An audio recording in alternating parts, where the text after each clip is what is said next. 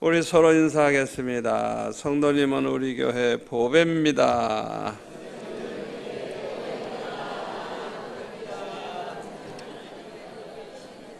성도님 때문에 우리 교회는 행복합니다.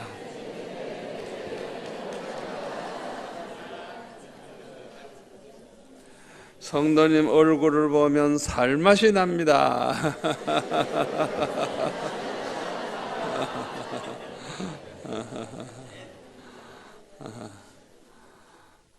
아주 그냥 시간이 가면 갈수록 여러분의 얼굴들이 더 밝아지고 평생 할까요? 평생? 하여튼 여러분들 하나하나 얼마나 행복해 보이는지 모르겠습니다. 이제 실천만 남았죠. 말씀을 듣고 그냥 잊어버리면 끝나는 거예요. 그러나 하나하나 행하면 안 잊어버려요.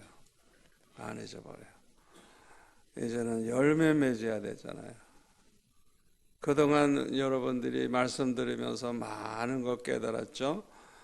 이 마지막 시간이 제일 중요한 거예요. 이 마지막 날이 큰 날이라 그랬잖아요. 그 마지막 설교가 제일 중요한 거예요. 이제 오늘 내 설교 들으면 내가 하나님의 구원받은 자인지 내가 마귀 새끼인지 자기가 다 알아요. 자기가 자기를 알아요.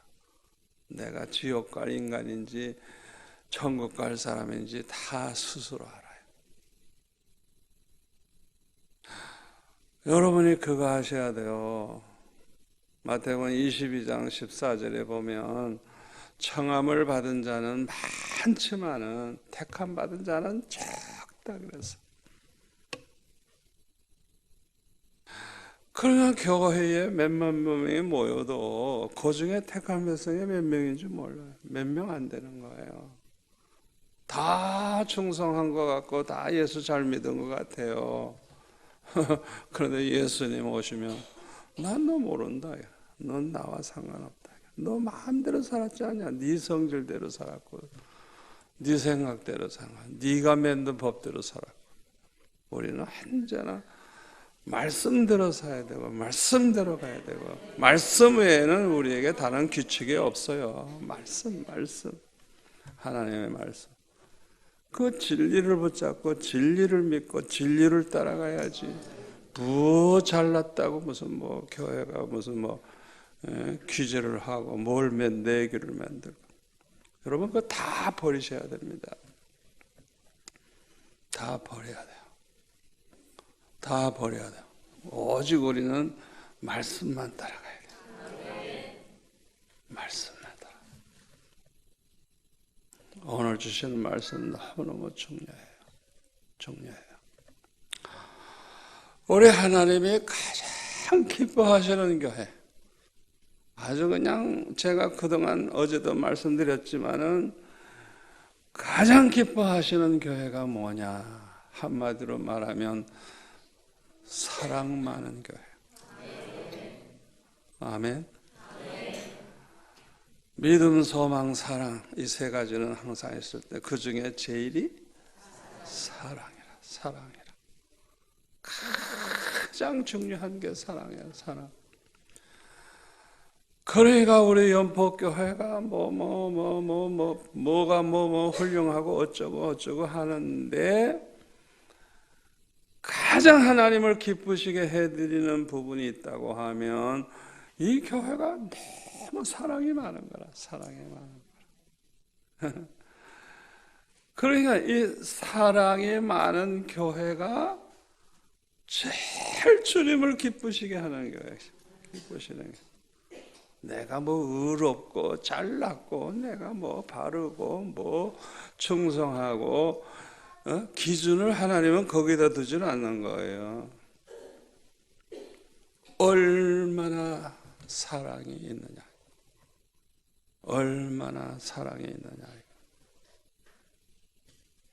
오늘 본문에 보면은 이 데살로니가전서 4장 9절에 보면 이 데살로니가 교회는요 형제들이 서로 사랑하는 교회이기 때문에 이 형제 사랑하라는 그런 교훈을 말할 필요가 없대.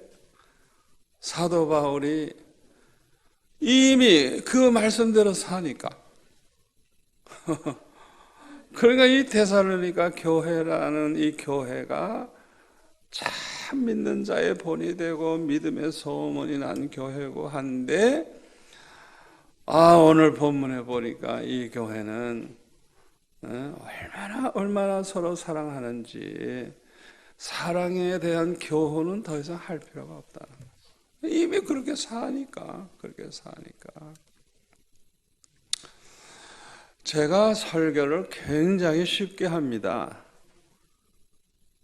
우리가 하나님을 정말 믿는 사람이냐, 내가 믿음으로 구원받은 사람이냐, 그걸 알려고 하면 내 안에 나를 구원받게 해서 하나님의 자녀가 되게 하는 그 믿음이, 영생을 얻게 하는 믿음이 있느냐 없느냐, 그것을 나 스스로가 알 수도 있고 남이 봐서도 알 수 있는 게 뭐냐 하면, 내가 하나님을 사랑하는 마음이 있느냐 없느냐, 그거 보고 하는 거예요.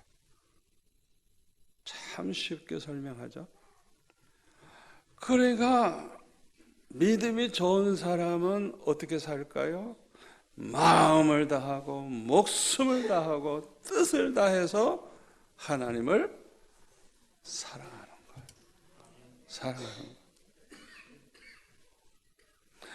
그러니까 내가 얼마나 정말 믿음이 있느냐, 그것이 뭘로 나타나냐 하면 그냥 주님을 사랑하는 마음이 너무너무 뜨겁게, 정말 주님을 위해서라고 하면 목숨까지라도 드릴 수 있고, 주님을 위해서라고 하면 모든 거 다 바칠 수 있고, 주님을 위해서라면 그냥 주님을 너무너무 사랑하니까 주님을 생각만 해도 기쁘고,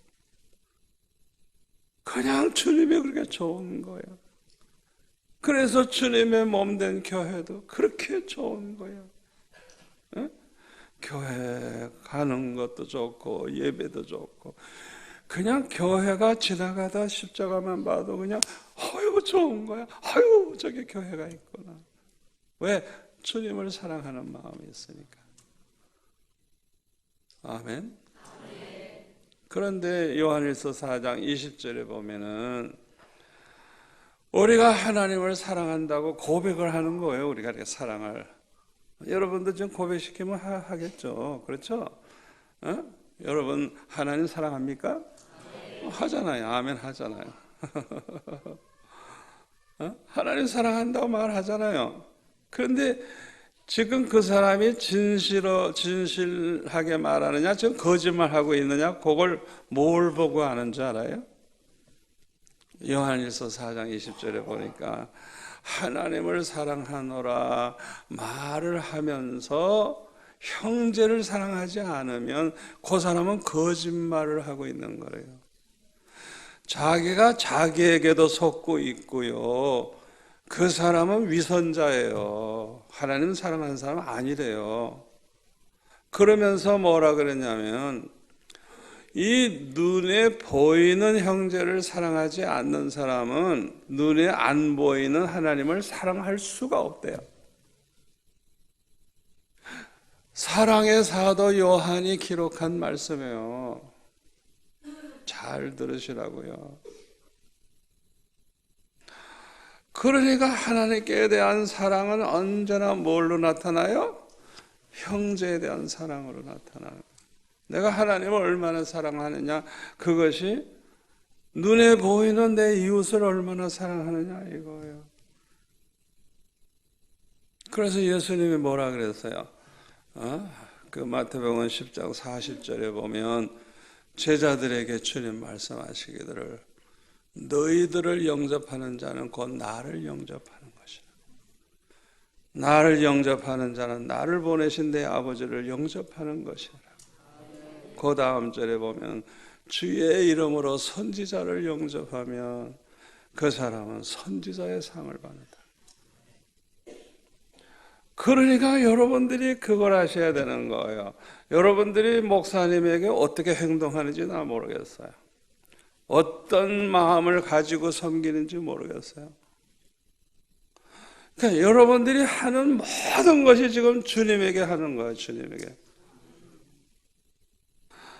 그러니까 여러분들은 1억 이상씩 받으면서 연봉을, 목사님은 생활비도 안 되게 해주고, 그러고도 괜찮대. 주님은 굶기면서 괜찮대. 여러분 위선자들이에요. 그거 회개하지 않으면. 주님을 그렇게 천대하고 주님 마음을 아프게 해드리면서 무슨 예수 믿어? 여러분 예수 믿는 사람들 아니에요. 예수 믿는 사람 아니라니까. 저는 성경을 그대로 믿는 사람이에요. 그대로 믿는 사람. 그러니까 여러분이 행동을 어떻게 해야 돼요? 예? 서로 대할 때 누구 대하듯이 상대편을 누구라고? 주님이라고 생각해. 주님이라고 생각해야 돼요. 마태복음 18장 5절에 보면 주의 이름으로 이 어린 아이 하나를 영접하는 자가 곧 나를 영접하는 것이다. 주의 이름으로 이 어린 아이 하나를 영접하는 게 예수님 영접하는 것과 같다는 거예요. 그러니까 우리는 철없는 그 애들에게도 함부로 하면 안 되는 거예요.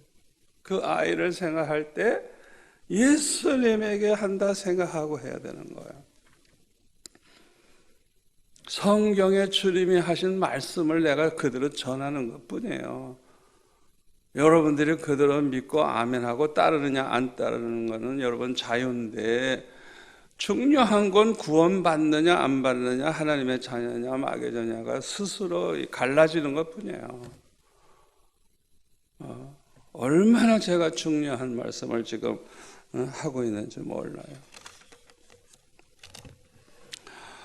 우리가 서로 사랑하는 것은 얼마나 중요한지 몰라요.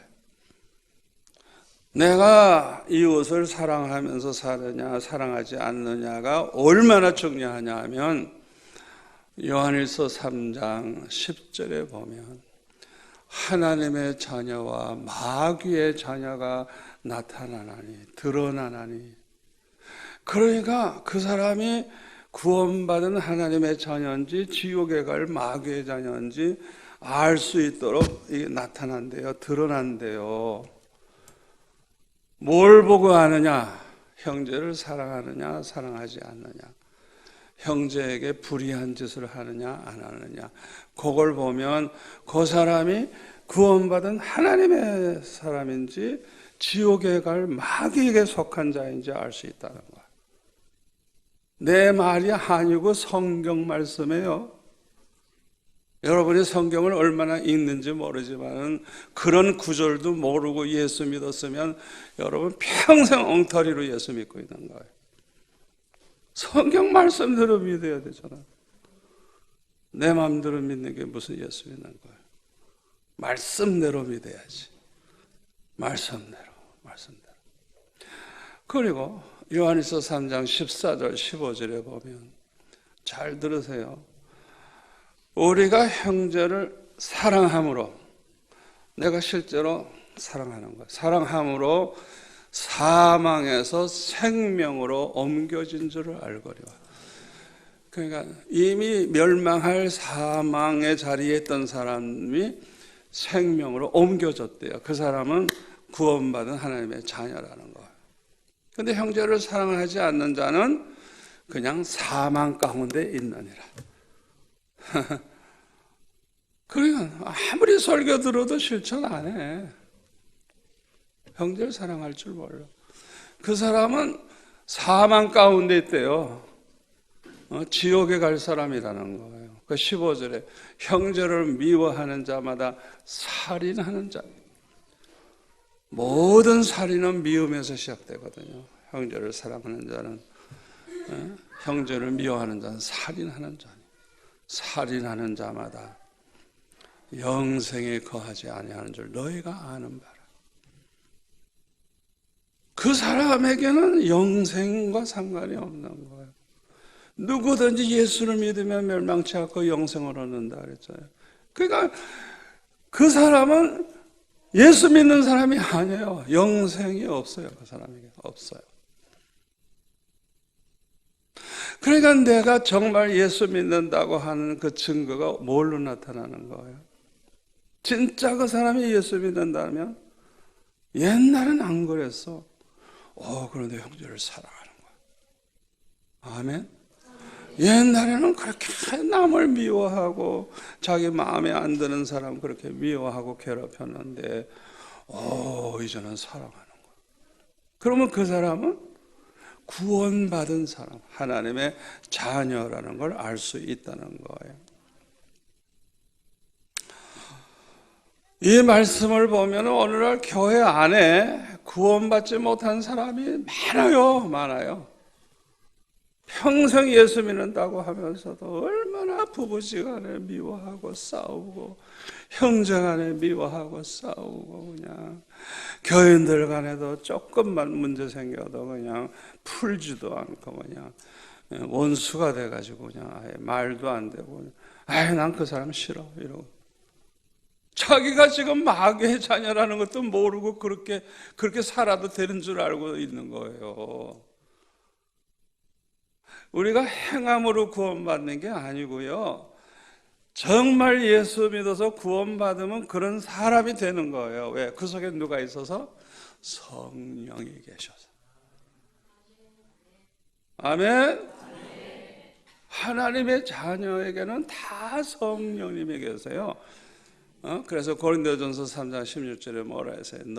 너희가 하나님의 성전인 것과 너희 안에 하나님의 성령이 거하시는 걸 알지 못하느냐? 그러니까 우리 예수 믿는 사람들은 다 그 안에 하나님의 성령이 계시는 거예요. 로마서 8장 9절에 보면 그 성령을 하나님의 영이라고도 그러고 그리스도의 영이라고 그랬어요. 그러니까 삼일째 하나님이죠. 하나님의 영이기도 하고 그리스도 예수의 영이기도 하고 그러면서 그리스도의 영이 없는 사람은 그리스도의 사람이 아니래요. 그러니까 여러분들이 정말 예수 믿어 구원받은 자라면 여러분 안에는 하나님의 영, 그리스도의 영, 예수의 영, 성령이 여러분 안에 계시는 거예요. 내 힘으로는 못해. 절대 못해. 그런데 내 안에 계신 그 성령으로 말미암아 그 성령으로 말미암아 변화가 일어나는 거예요.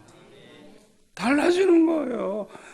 달라지는 걸 자기도 알아. 가족이 알아. 옛날엔 저 사람이 그런 사람이 아니었다.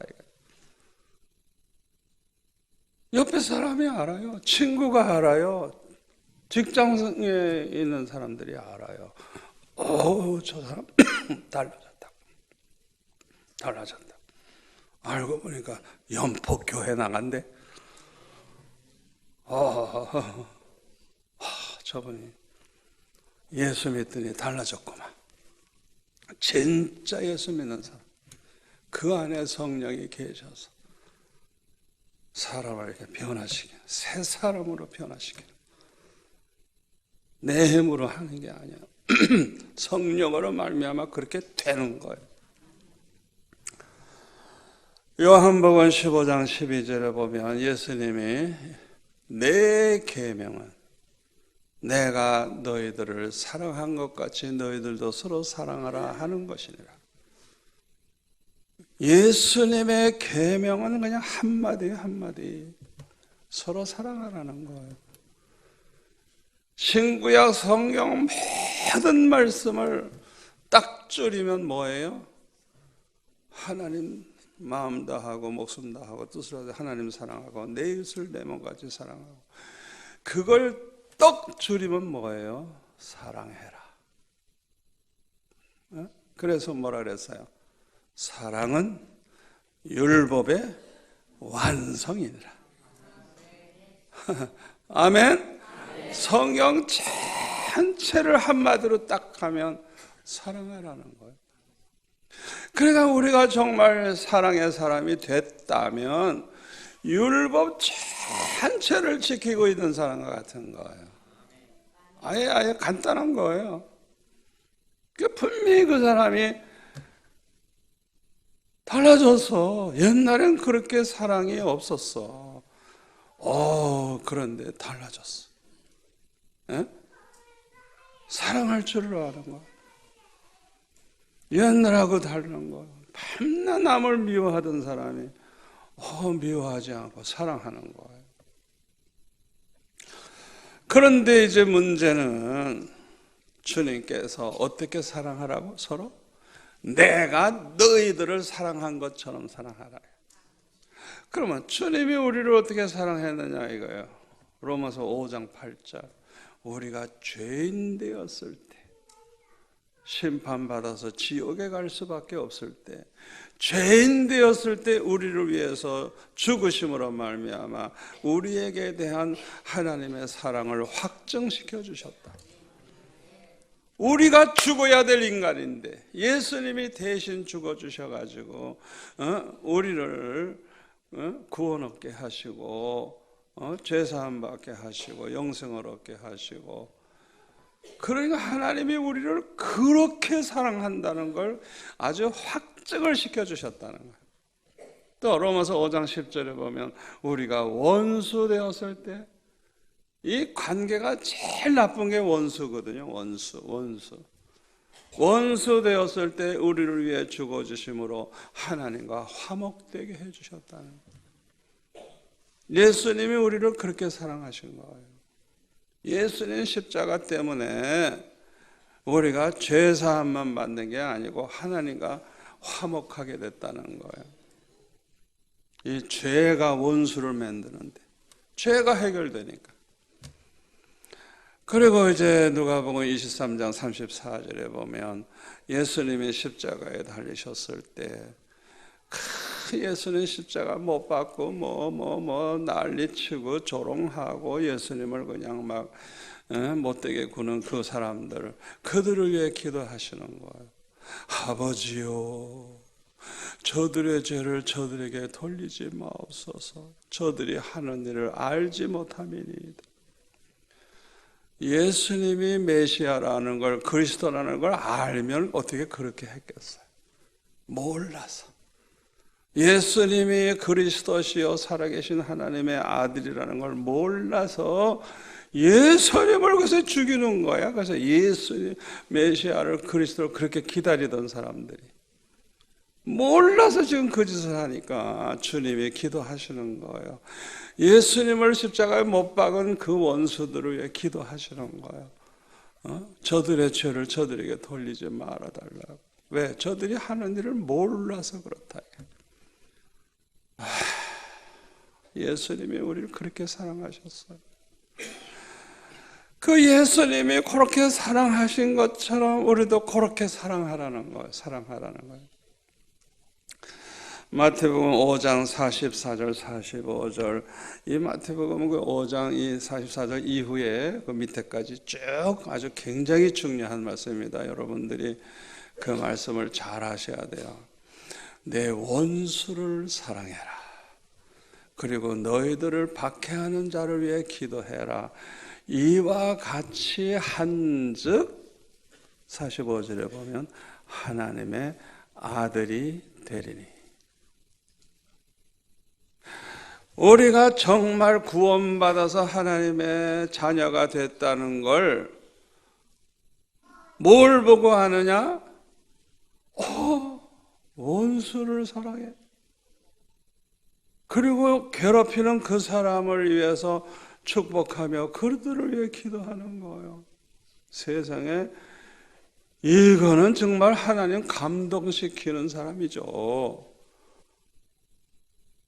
그러니까 세상 사람과 구원받은 하나님의 자녀의 차이가 뭐냐? 세상 사람들은 자기 좋아하는 사람만 사랑해. 싫어하는 사람은 상관없고, 자기가 사랑하고 싶은 사람만 사랑해. 그리고 자기 마음에 안 들면 미워해. 여러분 스스로 다 생각해 보세요. 여러분이 지금 마음 상태가 어떤가? 이 교회 안에서도 누구는 좋아하고 누구는 싫어하고 그 사람도 하나님의 자녀가 아니에요. 미안하지만 하나님의 자녀 아니에요. 그러니까 하나님의 자녀가 된 것을 뭘로 보고 아느냐? 옛날에는 안 그랬어. 근데 원수까지 사랑하려. 원수까지. 그리고 나를 계속 괴롭히는 인간, 저거 그냥 죽여버릴까? 이게 아니고 그를 위해서 기도하는 거예요. 로마서 12장 그 14절에 보면 너희들을 박해하는 자를 축복해라. 축복하고 저주하지 말라. 사도 바울은 그렇게 말하고 있어요. 아니 우리를 좀 박해하는 거예요. 막 괴롭히는 거예요. 자꾸 괴롭히는 그 인간을 축복하래요. 저주하지 말고. 그렇게 내가 할 수 있다면 나는 확실하게 구원받은 하나님의 자녀라는 걸 알 수 있는 거예요. 하하, 내가 이제 세상 사람들과 달라졌구나. 옛날에는 내가 그러지 않았는데. 그냥 여러분들이 이 설교를 잘 들으셔야 돼요. 이걸 가감해 들으면 안 돼요. 딴 해석해도 안 돼요. 그대로 믿으셔야 돼요. 그대로. 그러니까 여러분들이 스스로 힘으로 할 수 있어요? 없어요? 없어요. 그러나 성령이 임하시면 성령이 임하시면 성령이 임하시면 저절로 돼요. 저절로 돼요. 그걸 하셔야 돼요. 그래서 예수님의 제자들에게 아버지께서 약속하신 성령의 그 세례를 받기까지는 떠나지도 말라고. 너희가 성령을 이제 받아야 된다. 너에게 성령이 임하시면 권능을 받고 예루살렘과 온 유대와 사마리아 땅 끝까지 이런 내 증인이 되리라.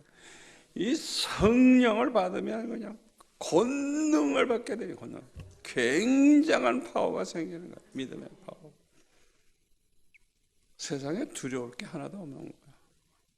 완전히 변화가 되게 시작하는 거예요. 그러니까 우리가 그냥 교회 다니기만 하고 그냥 뭐 봉사만 하고 뭐 그냥 그렇게 살면 다 구원받은 줄 착각하고 그렇게 살면 안 돼요. 확실하게 내가 변화돼야 되거든요. 내가 원수까지 정말 사랑할 수 있어야 되거든요. 나를 괴롭히는 사람을 위해서 늘 기도할 수 있어야 되거든요. 아버지, 저 인간을 좀 불쌍히 여겨주세요. 저 인간이 몰라서 마귀의 자녀가 돼서 나를 괴롭히는데 용서해 주세요. 저들이 좀 잘 되게 해 주세요. 그들을 위해서 기도할 수 있다면 나는 하나님의 구원받은 자녀라는 걸 이제 그때야 비로소 알 수 있는 거예요. 그러니까 여러분들이 그렇게 변화돼야 되는 거예요. 변화 안 돼도 되는 거 아니에요. 평생 교회 다녀도 헛다니는 거예요. 미안하지만. 제가 우리 교회 개척을 시작했을 때 우리 연폭교회하고 비슷한 날짜에 시작했는데 하여튼 뭐 교인들이 얼마나 몰려오는지 그냥 그냥 500석인데 금방 차버리고요.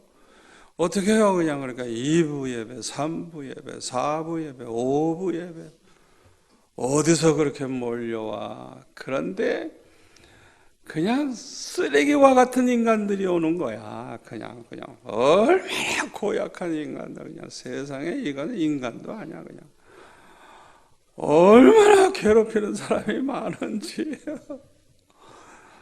아이고, 제가 목회를 해도 세상에 그런 인간이 어디 있겠어요. 그냥 하여튼 나는 믿음이 좋은 줄 알고 여전도 회장을 시켜놨더니 이 40대 여자가 신랑은 20대야. 웃겼어.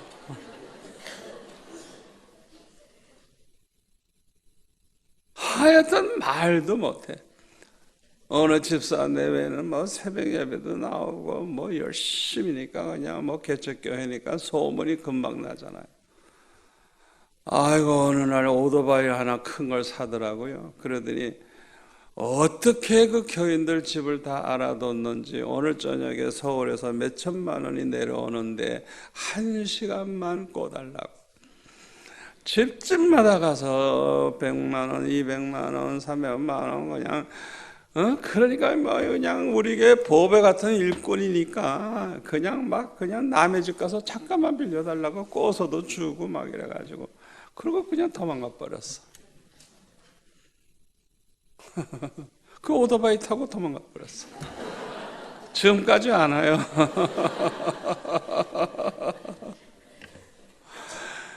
그러니까 그냥 뭐 매일 사고요, 매일 사고 치고 그냥 뭐 나한테도 와서 돈을 꿔달라 그래요. 지금까지도 안 갚아요.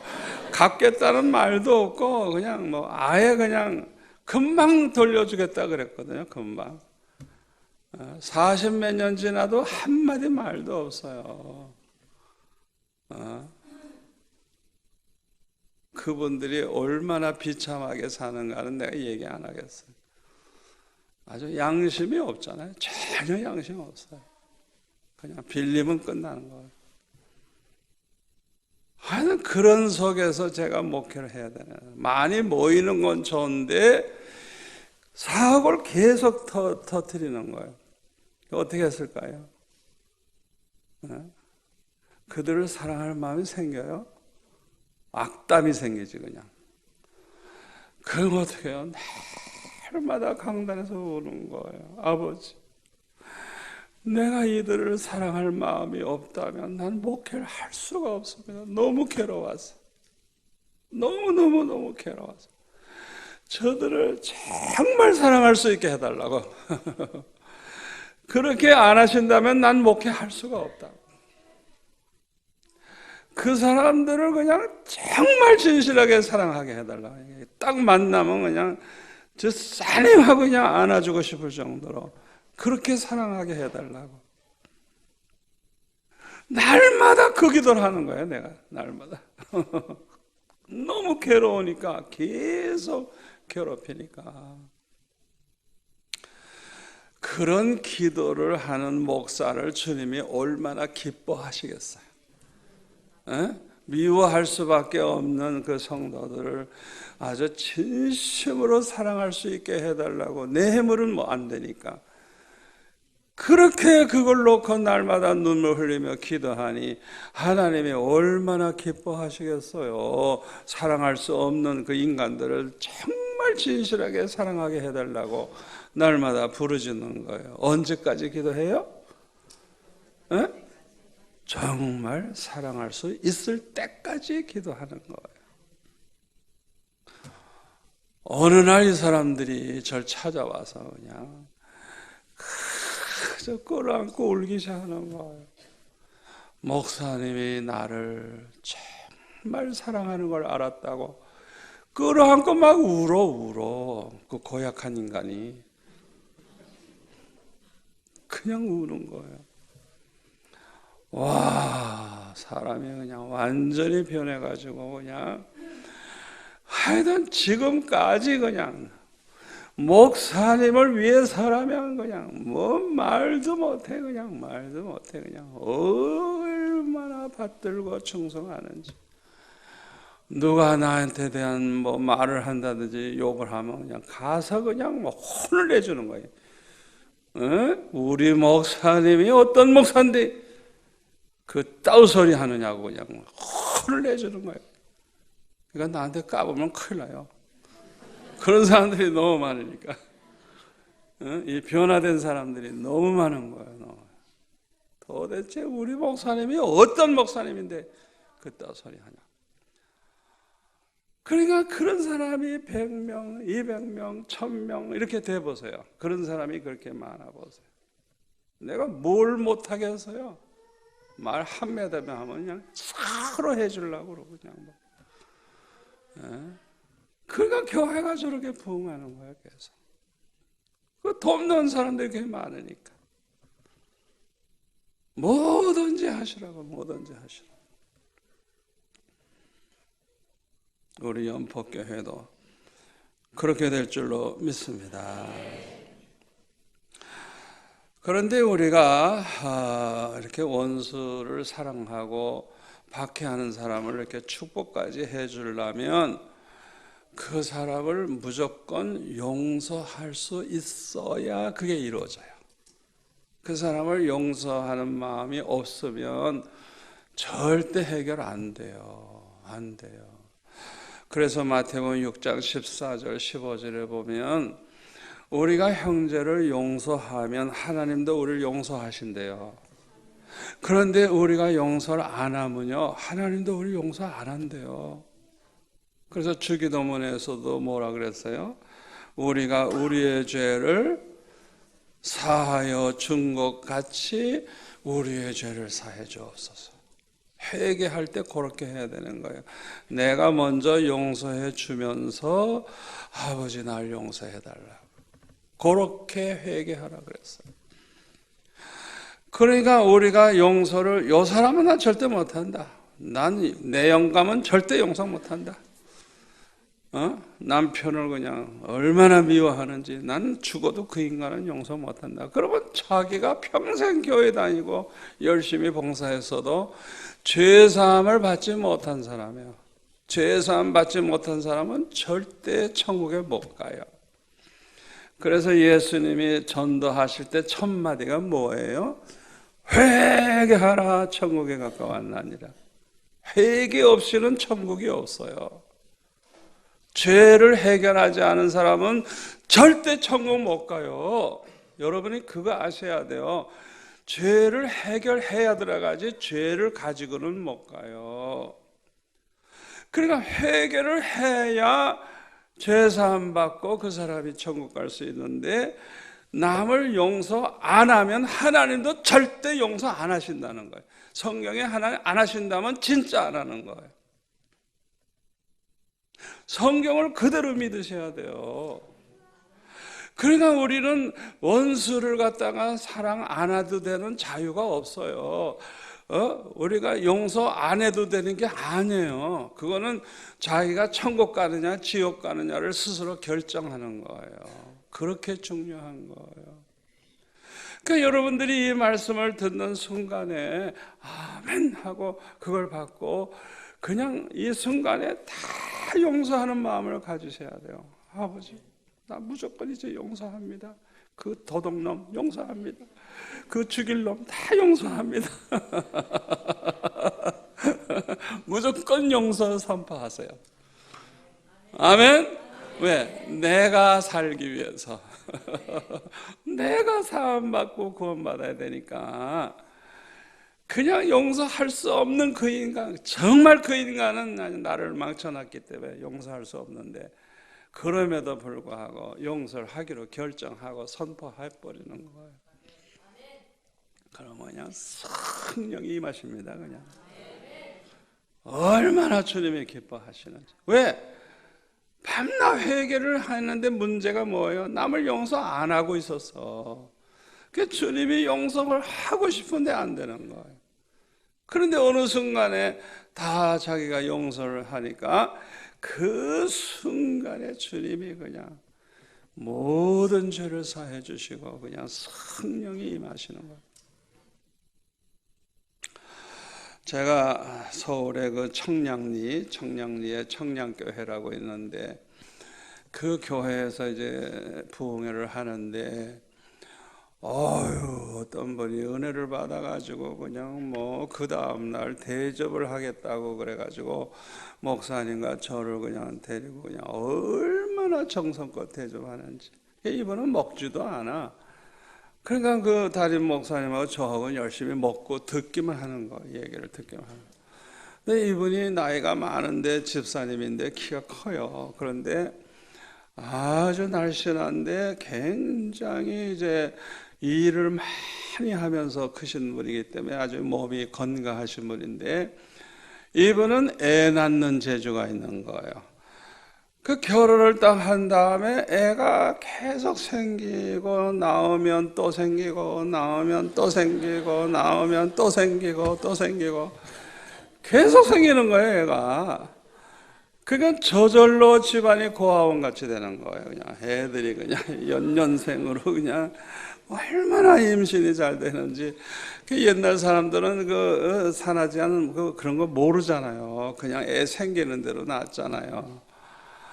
그 집안에 애들이 얼마나 많아. 그런데 이 영감이 바람이 난 거예요. 그래가지고 젊은 여자하고 같이 도망을 가가지고 사는데 연락도 없어요. 생활비도 안 줘요. 아예 영감이 그 여자한테 아주 빠졌어. 미쳤어, 그냥. 그래가지고 이 애들이 있고 하니까 돈 벌러 갈 수도 없고 애들 키우는 것도 쩔쩔매는데 영감이 도망가고 생활비도 안 주니까 꼭 이제 굶어 죽게 생겼죠. 그게 소문이 났어요.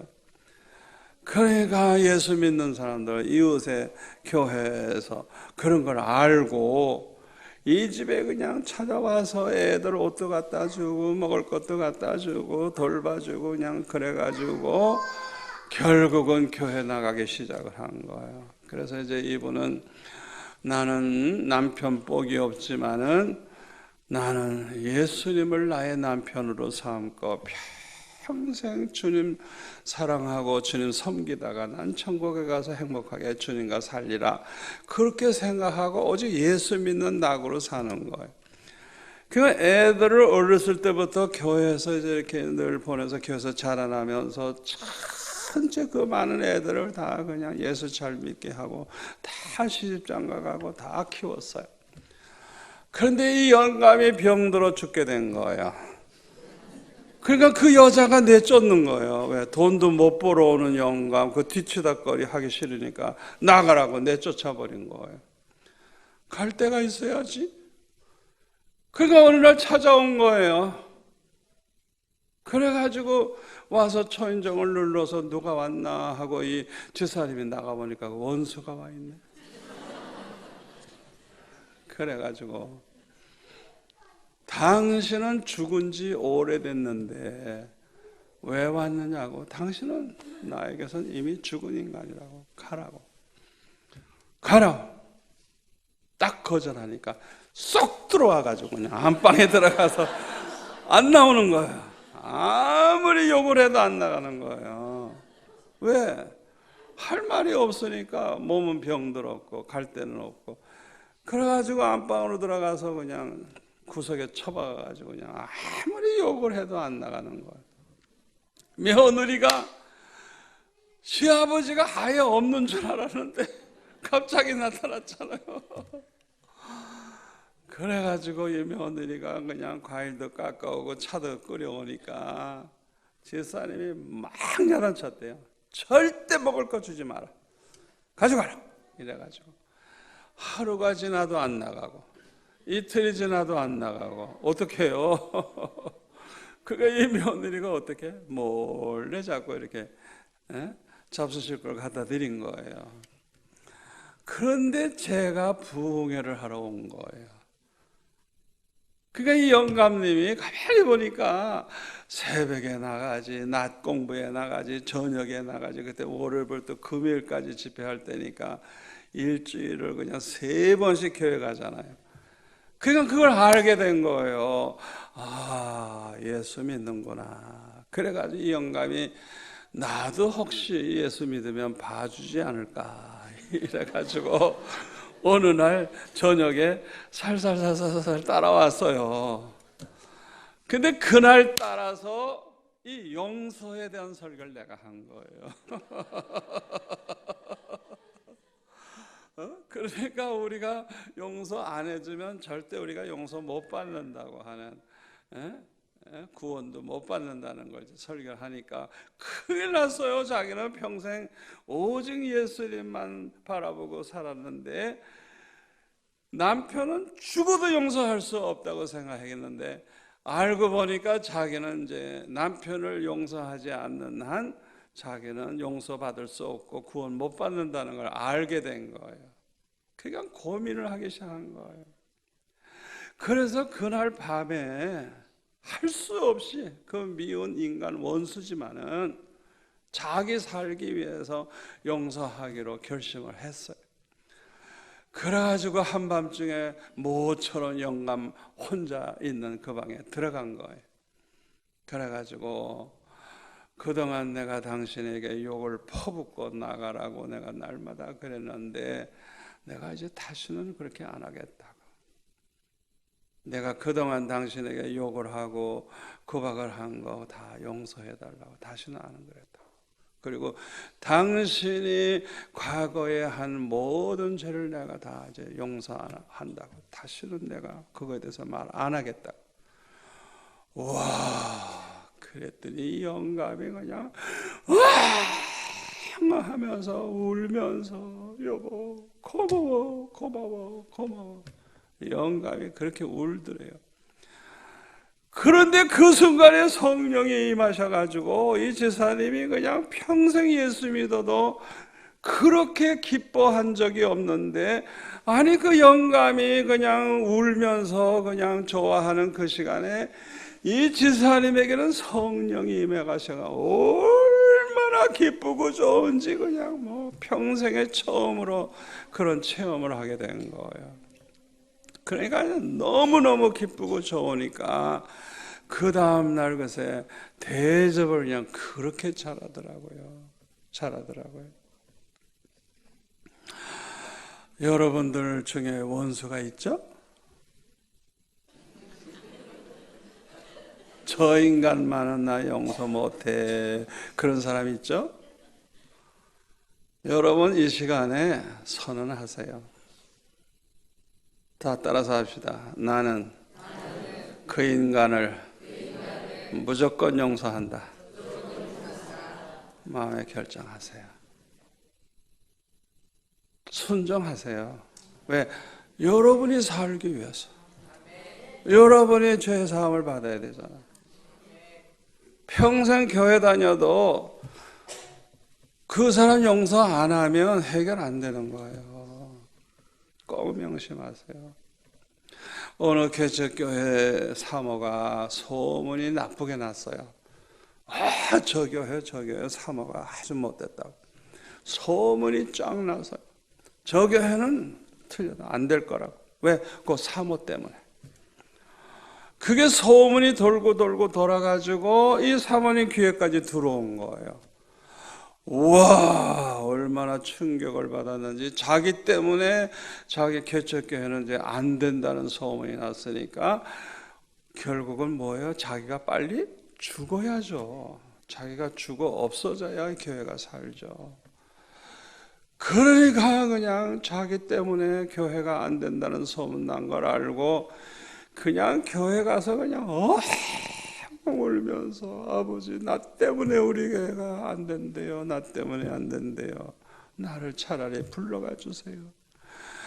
그냥 하나님 앞에 그냥 날 불러가 달라고. 왜? 나 때문에 교회가 안 되니까. 아니 그렇다고 어디 죽나? 안 죽지. 그러니까 내가 잘못한 죄가 뭔지 알고 회개하고 죽어야 되겠다. 그렇잖아요? 회개하고 죽어야지 덮어놓고 죽으면 돼요. 그래서 이제 소식을 전해준 사람한테 당신 누구한테 들었냐고. 그래가지고 이제 쭉쭉쭉쭉 알아보니까 그 교회에 나오는 여자 집사가 얼마나 뱀같이 간교하고 못된 인간인지, 자기가 나쁜 짓은 다 해놓고 사모가 한 것처럼 덮태기를 씌워놓은 거예요. 얼마나 미워요. 웬만하면 가서 머리카락 확 잡고 그냥 아예 그냥 끝내줄 텐데, 그러면 진짜 못된 사모지. 그렇잖아요? 그렇게 못하잖아요. 그러니까 뭐 이럴 수도 없고 저럴 수도 없고, 그러니까 그냥 엉엉 울면서 그냥 기도하는 거라. 너무 괴로운 거라. 너무 억울하고 너무너무 그냥. 왜? 그 집사가 한 짓을 다 사모한테 덮대기를 씌워놨으니 말이죠. 그냥 하나님 앞에 너무너무 괴로워서 막 울면서 차라리 내 알 불러가 달라고 막 그냥 기도하는데 주님이 찾아오셨더래요. 내가 왜 네 원수를 사랑하라고 했는 줄 아니? 그것은 내가 네 원수를 사랑해서가 아니고 내가 너를 사랑하기 때문이란다. 네가 그 원수를 용서하지 않고 사랑하지 아니하면 지금의 네 마음과 같이 네 마음이 지옥이 된다. 지옥. 그냥 아주 그냥 고통이 가득 차가지고 그냥 아예 그냥 증오심으로 가득 차고 고통으로 가득 차서 아주 이 마음이 지옥이 된다는 거예요. 지옥. 그러나 네가 그를 용서하면 네 마음이 천국이 이루어진단다. 이야, 전혀 상상도 못했던, 주석에도 없어요 그런 거. 근데 주님이 그런 말씀을 하시는 거예요.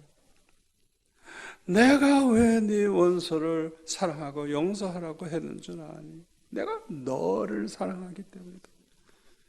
네가 그들을 사랑하지 않고 용서하지 않으면 네 마음이 지금과 같이 마음이 지옥이 된다. 지옥. 그냥 이 고통 속에서 사는 거예요. 왜? 항상 증오심이 가득 차 있으니까 억울하고 화가 나고 그냥 저놈의 자식 어떻게 죽여버리지? 그냥 항상 이런 악한 마음으로 가득 차서 그냥 지옥이 돼버리게 지옥. 그 고통을 받게 되는 거예요. 그 하나님은 우리를 사랑하시기 때문에 그런 고통 당하지 말고 마음의 천국을 이루고 살라고 용서하고 사랑하라고 그렇게 말씀하셨다는 거예요. 로마서 12장 18절에 보면은 할 수 있거든 너희로서는 모든 사람과 더불어 화목하라. 할 수 있거든. 모든 사람 속에 누가 들어있어요? 원수까지 들어있는 거예요. 기독교와 타종교의 차이가 여기 있는 거예요. 명심하세요. 내가 하나님의 사람이고 그리스도인이라면 다른 종교 믿는 사람과 다른 점이 있어야 돼요. 그게 뭐예요? 모든 사람과 화목하려고 해야 돼요. 누구하고도 적을 만들거나 싸우면 안 되는 거예요. 얼마나 중요한 말씀인지 몰라요. 이 회교도들, 자기끼리 얼마나 싸웁니까? 지금 저 시리아 뭐 저런 나라들 다 그 회교도들끼리 싸우는 거예요. 절대 용서라는 게 없어요.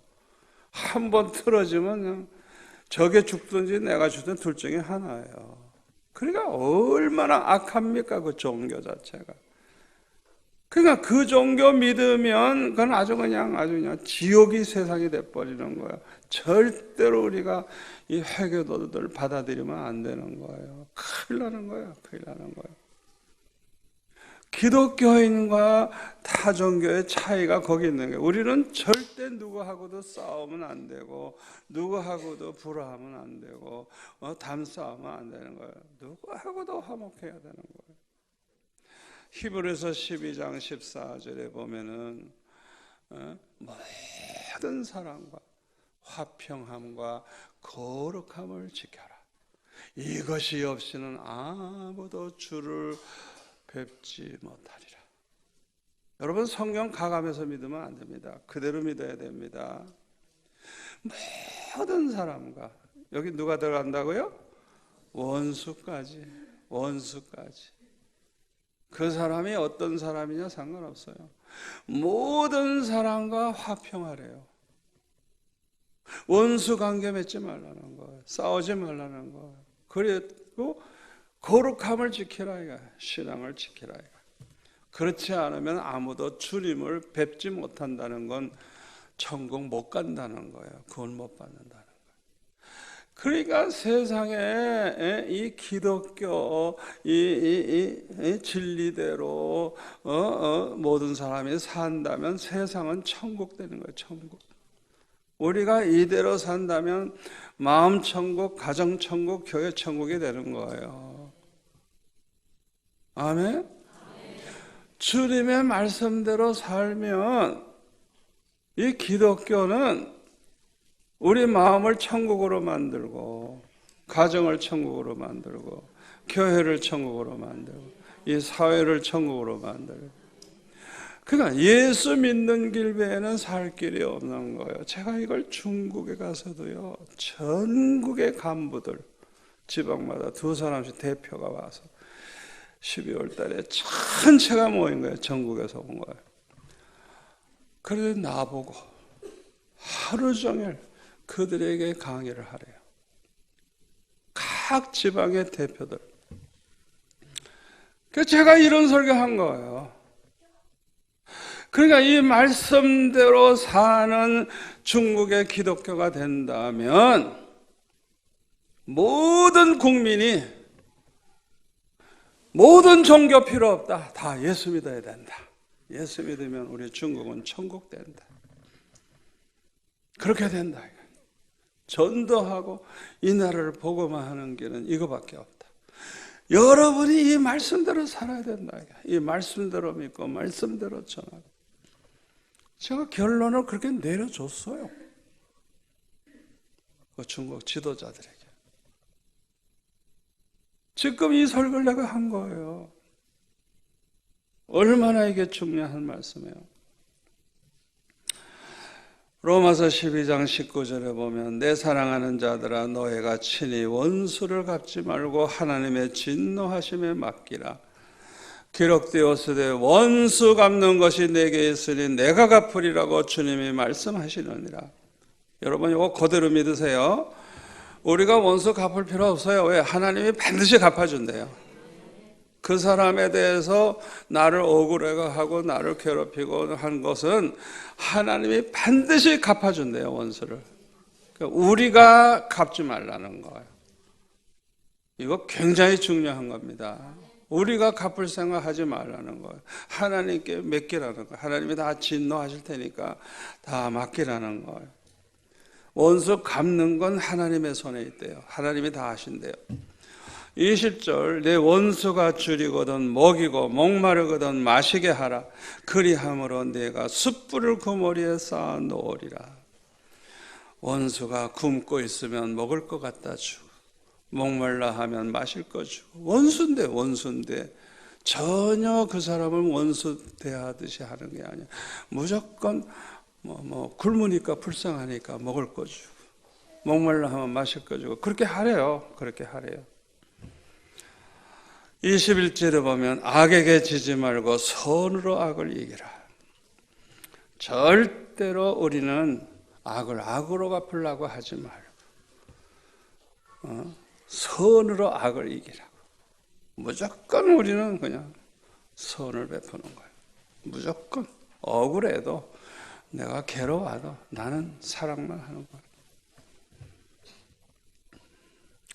이 말씀대로 산다고 하면 우리 마음은 천국이 될 거예요. 우리가 이 말씀대로 살면 우리 가정은 천국이 되는 거예요. 이 말씀대로 살면 이 연복교회는요 아예 천국 같은 교회 됩니다. 천국 같은 교회가 되는 거예요. 또 우리 하나님이 얼마나 기뻐하시겠어요. 여러분을 볼 때 얼마나 기뻐하시겠어요. 그래서 요한일서 3장 22절에 보면 이 사도 요한은 하나님 앞에 무엇을 구하든지 다 받나니 항상 하나님 앞에 기도하면 다 이루어진대. 다 받는데요. 그런데 그 비밀이 뭐냐? 계명을 지키고. 계명이 뭐라 그랬어요? 예수님의 계명이 뭐예요? 내가 너희들을 사랑한 것처럼 서로 사랑해라. 그 예수님의 계명을 지키고 그 앞에서 기뻐하시는 일을 행함이니라. 사도 요한이 어떻게 항상 그렇게 구하는 대로 다 이렇게 받으면서 사느냐. 비결이 거기 있다는 거예요. 주님의 계명대로 사는 거예요. 계명대로. 계명을 지키고 사는 것. 그리고 어떻게 하면 하나님을 기쁘시게 할까? 하나님을 기쁘시게 하는 일을 하려고 하는 거야. 그 앞에서 기뻐하시는 일을 행함이라. 내가 그렇게 살아보니까 항상 기도하면 다 되더라. 이게 다 되더라. 이 사도 요한이 그런 간증을 하는 거예요. 여러분들이 이 시간에 결심을 하세요. 예수님의 그 계명을 꼭 지킬 생각을 하시고 지킬 수 있게 해달라고 기도하세요. 왜? 우리 힘으로 안 되니까 성령께서 도와주셔야 되니까. 아멘. 내 마음을 좀 변화시켜 주시고 그 계명대로 살게 해달라고 기도하시고, 또 하나는 뭐예요? 항상 뭘 하든지 하나님을 기쁘시게 해드리면서 살게 해달라고. 우리가 하나님 앞에서 하나님 기뻐하시는 것을 해가면서 살게 해달라고 그런 기도를 하시고, 제가 첫날 간증했죠. 어렸을 때 은혜 받고 구원의 확신이 생기니까, 장차 주님 만날 거 생각하니까, 주님 만날 때 주님이 어떤 사람을 제일 기뻐하실까? 그래서 전도하는 걸 제일 기뻐하시겠구나. 그래서 주님을 아주 기쁘시게 하는 일을 하면서 살다가 주님 앞에 갈 생각을 하면서 전도를 하기 시작한 거예요. 그 마음, 주님을 아주 기쁘시게 해드리면서 살다가 주님 앞에 가겠다는 그 마음, 그 마음 하나 가졌더니 평생 복을 받아요. 평생. 그러니까 여러분들이 복잡하게 생각하지 마세요. 과거에 매일 필요도 없고요, 뭐 따질 필요도 없고요. 이제 결심을 하세요. 아버지, 주님의 계명대로 좀 살 수 있게 도와달라고, 하나님을 좀 기쁘시게 하면서 살 수 있게 해달라고.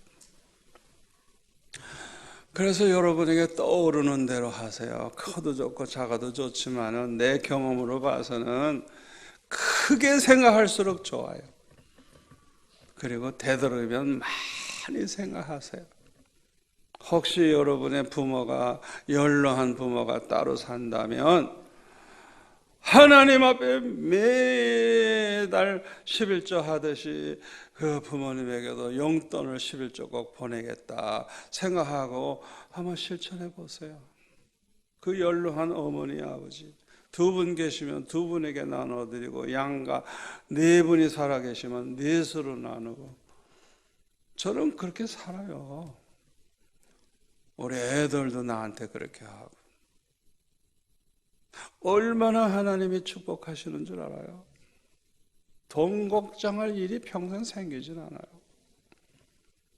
하나님을 기쁘시게 해드릴 마음 가지고 부모님을 기쁘시게 해드리는, 왜?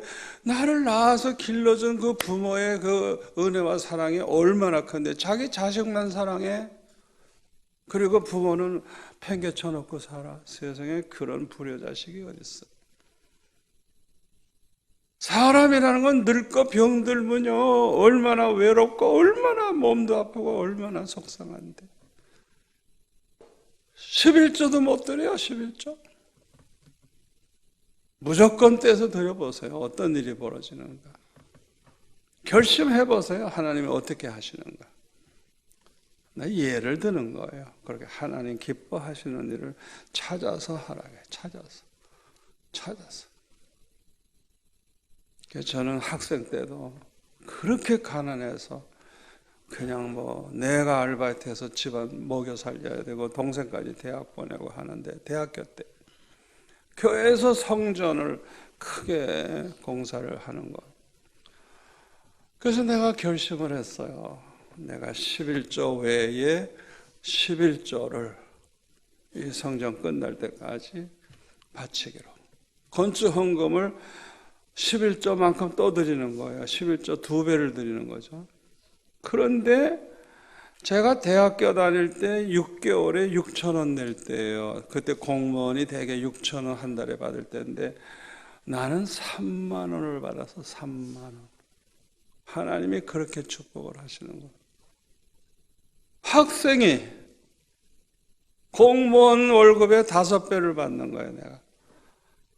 11조 드리고 또 11조 떼서 건축 헌금으로 드립니다 하고 매달 그렇게 하는 거예요. 목사님이 보니까 이건 교회에서 손가락 꼽는 사람이라 이 건축 헌금 내는 액수가. 그래서 학생을 갖다 날 또 집사로 임명하려고 그러더라고요. 선배들이 위에 많은데. 아이고, 목사님이 글쎄 저를 글쎄 집사로 임명하려고 그러더라고요. 하여튼 작은 결심이라도 딱 하고 실천하세요. 실천. 크게 생각할수록 좋아요. 왜? 내가 생각한 거 다 이루어졌거든요. 불가능이 없어요. 돈 걱정하지 마세요. 그냥 주님을 위해서 큰 꿈을 꾸시고 큰 계획을 세우시고 그렇게 했으면 좋겠다. 그냥 그 마음 갖는 거예요. 그 중심을 보시고 하나님은 기뻐하시는 거예요. 다윗이 성전을 지어 바치고 싶어하는 마음을 가졌거든요. 그랬더니 역대하 6장 8절에 하나님께서 그 다윗의 마음을 보시고 좋도다. 좋도다. 하나님이 그냥 얼마나 좋아하셨는지 몰라요. 그 마음, 성전 지어 바치고 싶어하는 그 마음 보시고 그 다음에는 하나님이 함께 하시니까 어디로 가든지 이기게 하시는 거예요. 그냥 뭐 백전백승이야 그냥. 그러니까 전쟁하면 이기면 그 나라도 내 것 되고 거기 보물도 내 것 되고 살아있는 사람은 다 노예가 되고. 그러니까 아주 그냥 이 다윗은 한 번도 진 적이 없어요. 그러니까 모든 나라를 다스리고 모든 나라가 조공을 바치고. 그러니까 이 다윗의 이 나라는요, 이건 아주 전 세계를 움직이는 나라예요. 그 마음 하나 가지고 그렇게 복받은 거예요. 하나님을 기쁘시게 하는 그 마음 하나 가졌더니 하나님이 그렇게 축복하셔가지고 그 아들 이삭 때, 솔로몬 때 그 성전을 짓잖아요. 어마어마한 금을 쌓아놓고. 여러분들이 이번 집회 이후에 반드시 변화가 일어날 줄 믿습니다. 하나님 기뻐하지 않는 거 다 버리세요. 다 취소하세요. 이제는 오직 말씀만 붙잡고 말씀만 믿고 말씀대로만 행하고. 아멘. 다른 거 붙이지 마세요. 그래서 말씀을 잘 보셔야 돼요. 얼마나 중요한지 몰라요. 여러분들이 오늘 주신 말씀 생각하면서 결심하고 이제 실천하면요, 희한한 일이 생겨요. 그전에는 그렇게 기도해도 안 되던 건데 생각했는데 그 다음날 보니까 되는 거예요. 어쨌든 아침에 생각했는데 그날 10시쯤에 되는 거예요. 와, 어떻게 하나님이 그렇게 급하게 하셔. 그냥 기다렸다가 오냐 이렇게 하듯이 그냥 얼마나 응답이 빠른지. 그런 역사가 일어나기를 축원합니다.